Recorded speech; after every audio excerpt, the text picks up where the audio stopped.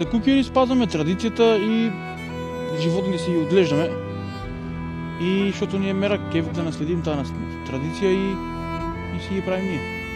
Светло Кирил Светецов, работя в Карлсберг, България и имам частен бизнес малък с животни и общо взето това е.